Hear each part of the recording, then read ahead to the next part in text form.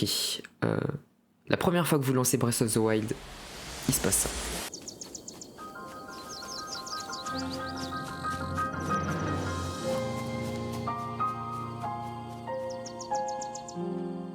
Il y a un plan de Link qui court sur la colline et puis qui s'arrête pour observer l'immense plaine d'Hyrule. Il y a tout le paysage, le volcan, la forêt, etc. etc. À ce moment-là, il y a normalement deux trucs qui sont censés vous venir à l'esprit.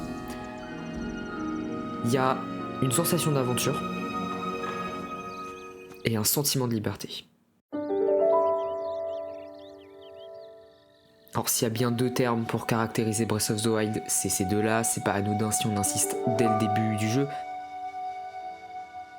C'est logique d'insister sur le terme d'aventure parce que Breath of the Wild fait partie d'une grande et noble saga, The Legend of Zelda, qui centre son scénario autour de Link, qui va parcourir Hyrule pour sauver la princesse Zelda, donc le terme d'aventure s'y prête bien.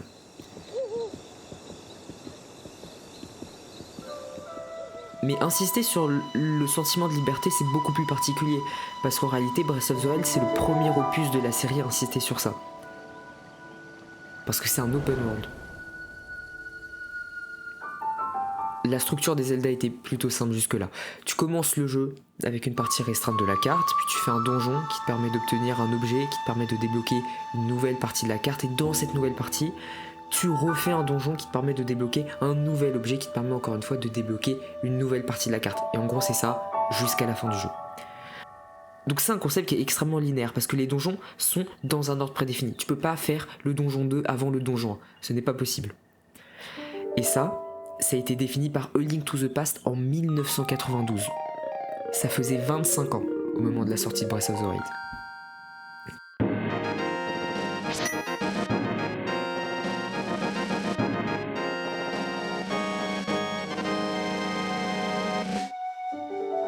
Donc déjà, quand Breath of the Wild arrive en 2017, il met le bordel dans la série. Parce que c'est un open world, donc par conséquent, c'est un gameplay qui est non linéaire. Donc en gros, tu peux faire ce que tu veux, dans l'ordre que tu veux. Donc dès sa sortie, Breath of the Wild va en fait à l'encontre de 25 ans de gameplay. Et ce que vous entendez en fond, c'est pas une musique d'ambiance qui a été piochée au pif sur YouTube, c'est la BO de Breath of the Wild qui est extrêmement minimaliste parce que le jeu prend place dans un Hyrule qui s'est fait détruire par Ganon. Donc le pays est en ruine et la nature a repris ses droits. Ce qui est montré explicitement de manière visuelle mais aussi de manière auditive parce que la musique laisse beaucoup de blanc, ce qui te permet d'entendre la nature. Et puis pareil, Zelda en fait c'est une licence qui est mythique pour ses musiques. Dans tous les Zelda, quand t'arrives dans la plaine d'Hyrule, t'as la musique orchestrale qui se lance et puis tu prends ton cheval et c'est parti pour l'aventure.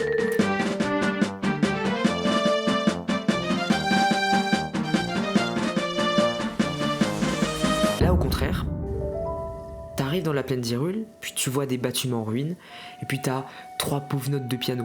Ça aussi, ça va à l'encontre de la série. Si on devait résumer, en fait, Breath of the Wild, c'est un jeu qui va à l'encontre de la série. Si The Legend of Zelda va à gauche, Breath of the Wild ira à droite. C'est un jeu qui se met en opposition à 25 ans de travail. C'est l'ovni de la saga Zelda. C'est probablement pour ça qu'il a un statut si particulier auprès des fans. Maintenant, son statut s'explique pas juste par le fait qu'il prenne à contre-pied la série tout entière. Le statut de Breath of the Wild s'explique aussi par la qualité du jeu, qui est excellente. Mais il faut bien avouer que l'open world c'est pas non plus l'idée la plus originale qui soit. Il y a plein de jeux qui s'y sont essayés avant, le résultat était très convaincant. Donc, qu'est-ce que Breath of the Wild apporte en plus pour obtenir le statut de jeu culte ? Parce que le jeu est culte, il n'y a aucun doute là-dessus, vous allez sur n'importe quel classement des jeux les plus importants dans l'industrie, vous tomberez sur Breath of the Wild à une place extrêmement haute à chaque fois. Donc, qu'est-ce que Breath of the Wild possède en plus ? La plupart des open world, malgré le fait qu'ils offrent la liberté complète aux joueurs, essayent quand même de les guider inconsciemment, parce qu'il y a une histoire à suivre. Si ton joueur a passé les 20 dernières heures à monter de niveau, forcément qu'il roulera sur la quête principale au moment venu. Donc, tu le restreins un minimum pour pas que ces niveaux s'envolent trop, et ça passe par restreindre certaines zones de jeu ou mettre des ennemis trop forts pour le joueur, pour justement le convaincre de faire demi-tour. Le meilleur exemple de ça, c'est Elden Ring. Quand tu commences le jeu, t'arrives en Nécrolum, qui est en gros la seule zone dispo en début de jeu, et pour accéder à la suite de la carte, il faut passer par le château de Valorage et affronter Godric et Margit. Sauf que Nécrolimbe est en fait pas la seule zone dispo en début de jeu, puisqu'à l'est de Nécrolimbe, il y a une zone qui s'appelle Caelid. Et vous pourriez théoriquement aller explorer Caelid, surtout qu'il y a un bout de l'histoire qui s'y déroule. Mais les développeurs veulent pas que vous alliez explorer cette zone tout de suite, donc ils font deux choses. La première, c'est de rendre la zone ultra menaçante. C'est un endroit entièrement putréfié, le ciel est rouge sang, puis les monstres sont assez terrifiants, donc tu comprends assez vite que tout veut ta mort là-bas. Et puis en plus de rendre Caelid menaçant, ils rendent les monstres ultra forts. Nécrolimbe est une zone faite pour un niveau 10 à 40. Caelid est une zone faite pour un niveau 60 à 70. Donc si vous décidez de vous y aventurer, la première fois vous allez vous faire one shot, la deuxième fois vous allez vous faire one shot, la troisième fois aussi, et il n'y aura pas de quatrième fois. Parce que vous aurez compris que vous n'avez pas le niveau, donc vous allez rebrousser chemin et vous irez au château de Valorage. From Software en sont pas à leur coup d'essai avec cette méthode, puisqu'ils l'avaient déjà fait avec Dark Souls premier du nom. Faut quand même avouer que c'est une méthode très fourbe, mais de l'autre côté ça marche très bien. Maintenant, si on revient vers Breath of the Wild, on se rend compte que non seulement le jeu n'utilise pas ce genre de pratique, mais qu'en plus, le jeu guide absolument pas le joueur.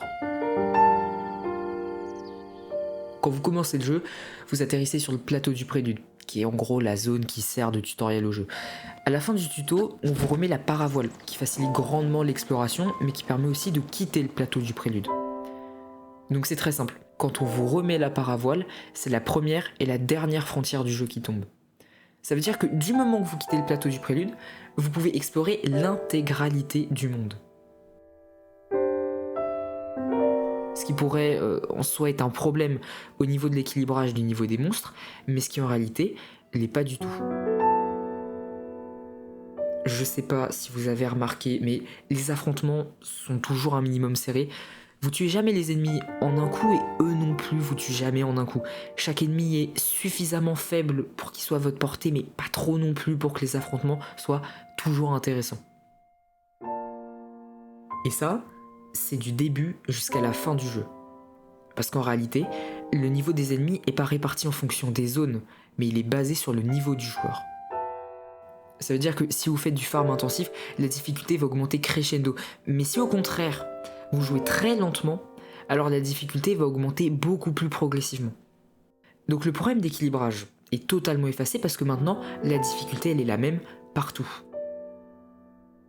Et c'est à ce moment-là que le joueur, qui a la possibilité d'explorer tout ce qu'il veut, découvre le premier truc qui fait de Breath of the Wild un jeu culte, la map.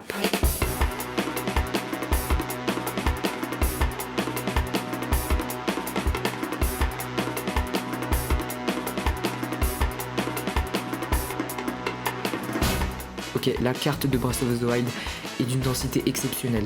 C'est très simple, il y a littéralement un truc tous les 100 mètres qui est susceptible de vous faire dévier de votre destination. Ça peut être un camp de monstres, un lieu un peu bizarre, un voyageur qui a besoin d'aide, ça peut être n'importe quoi. Mais il y a des trucs plus intéressants que d'autres. Il y a deux types de lieux qui sont centraux dans Breath of the Wild et qui justifient l'exploration à eux seuls. Le premier, c'est les sanctuaires.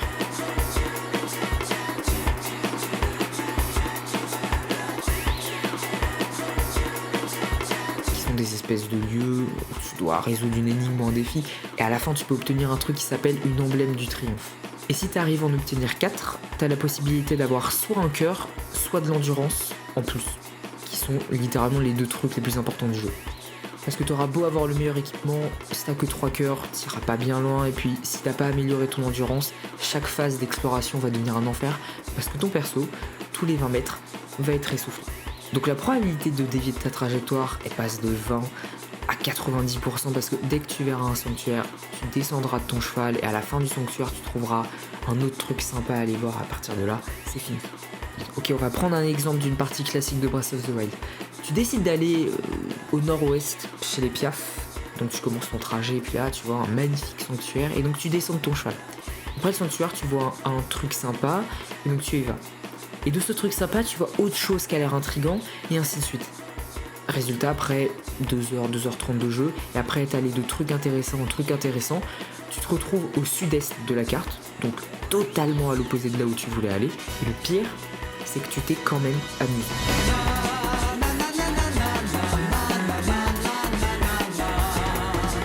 a un truc encore plus important que les sanctuaires, qui pousse encore plus à l'exploration, c'est les tours.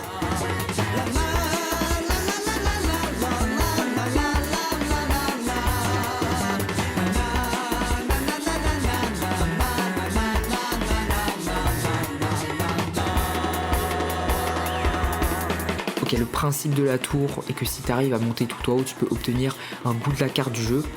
Il y a 15 tours pour 15 régions, jusque là c'est logique.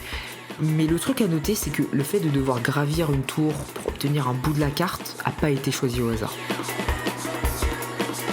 Parce qu'une fois que tu es en haut de la tour, tu peux observer toute la map. Comme les développeurs sont pas débiles, ils t'ont filé une longue vue. Et avec cette longue vue, tu as la possibilité de placer des points qui sont replacés sur la carte. Et donc quand les joueurs utilisent cette fonctionnalité pour la première fois, ils comprennent directement que s'ils montent une tour, qu'ils ont vu sur toute la map, qu'ils ont une longue vue, et qu'ils peuvent placer des points avec elle, alors pourquoi ils pourraient pas placer des points sur les trucs qui leur semblent intéressants?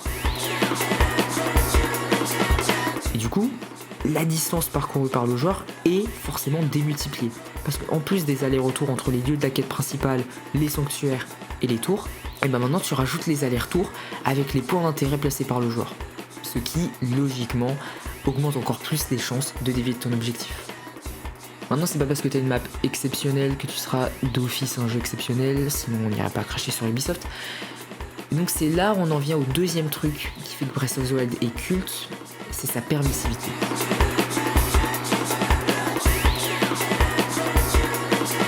Le nombre de trucs que tu peux faire dans ce jeu est absolument dingue, et c'est surtout que le jeu te dira jamais comment battre tel ou tel ennemi, arriver à telle ou telle destination, etc. etc. Tu es libre de faire comme tu veux, et ça s'applique à n'importe quel aspect du gameplay. Ok, on va prendre l'exemple du combat. Dans cette situation, je fais face à un camp de monstres. Je pourrais totalement aller les affronter un par un. Mais le camp est rempli de bombes. Et comme le jeu est gentil, il m'a filé des bombes. Et boum plus boum, ça fait boum.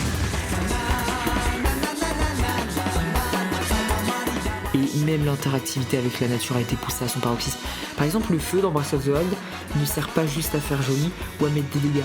Il sert à brûler la végétation, à faire la cuisine, à se réchauffer. Le feu a plein d'utilité.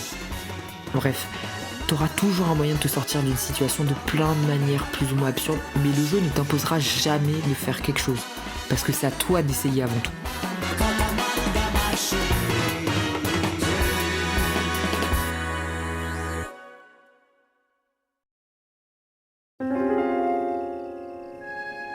Donc, quand Breath of the Wild sort, il révolutionne l'industrie du jeu vidéo avec la liberté qui est offerte, la carte qui est exceptionnelle et le gameplay qui permet d'être ultra créatif. Et quand son successeur, Tears of the Kingdom, sort en 2023, il est objectivement bien meilleur que Breath of the Wild, parce qu'il reprend ses concepts et les améliore énormément. Maintenant, tu peux créer tes propres armes en combinant des objets, tu peux construire des véhicules pour te déplacer encore plus rapidement, et puis la map est 2 fois plus grande parce qu'on y a rajouté des souterrains et des îles volantes. Donc la permissivité, qui était déjà le fer de lance de Breath of the Wild, est logiquement démultipliée dans Tears of the Kingdom. Certaines personnes en viennent même à dire que Breath of the Wild est une ébauche à côté de TOTK, ce qui est limite insultant au vu de la qualité de Breath of the Wild quand même. Et malgré le fait que TOTK soit bien meilleur que Breath of the Wild, vous pouvez aller sur n'importe quel site de critique de jeu, vous verrez à chaque fois que Breath of the Wild a de meilleures notes. Alors comment ça se fait que l'ébauche a obtenu de meilleures notes que la version finale? Quand les gens ont lancé Breath of the Wild pour la première fois, ils se sont pris une claque. Jamais autant de liberté avait été offerte dans un jeu vidéo. Breath of the Wild avait vraiment marqué les joueurs. Et donc quand ces mêmes joueurs ont lancé TOTK, ils ont vu la possibilité de pouvoir créer ses propres armes en combinant des objets. Ils ont vu la possibilité de construire des véhicules. Puis ils ont vu que la map était 2 fois plus grande. Et puis c'est tout ce qu'ils ont vu de nouveau. Parce que les deux jeux sont extrêmement similaires. La question se pose pas. Maintenant, si tu te rapproches trop du jeu qui a marqué tous les esprits, les gens ne verront plus que ce jeu-là.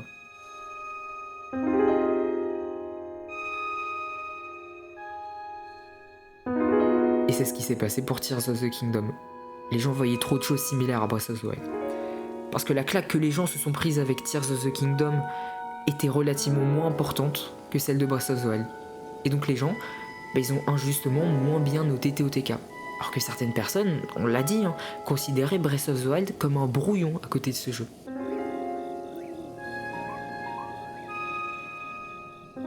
Et pourtant, le brouillon a obtenu de meilleures notes que la version finale.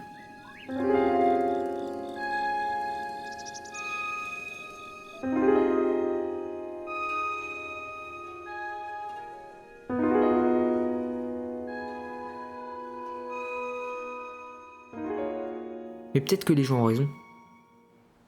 Peut-être que c'est juste le brouillon parfait.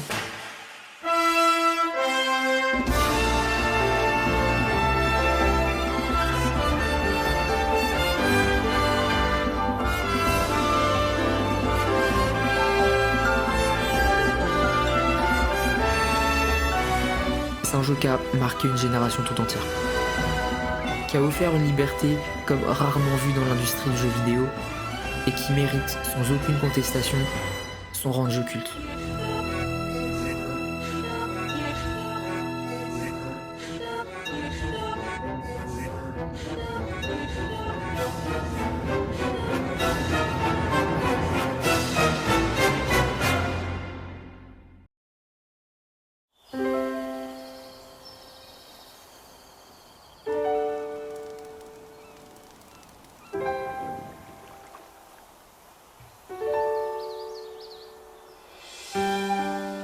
La première fois que j'ai joué à Zelda, c'était avec Ocarina of Time.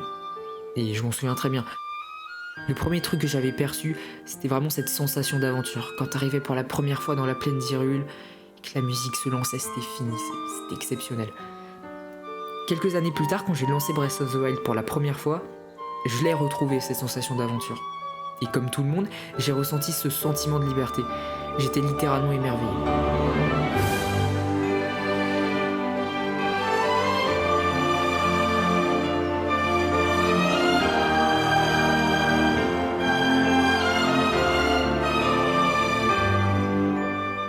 La série Zelda est mythique parce qu'elle a toujours été là pour faire avancer l'industrie du jeu vidéo.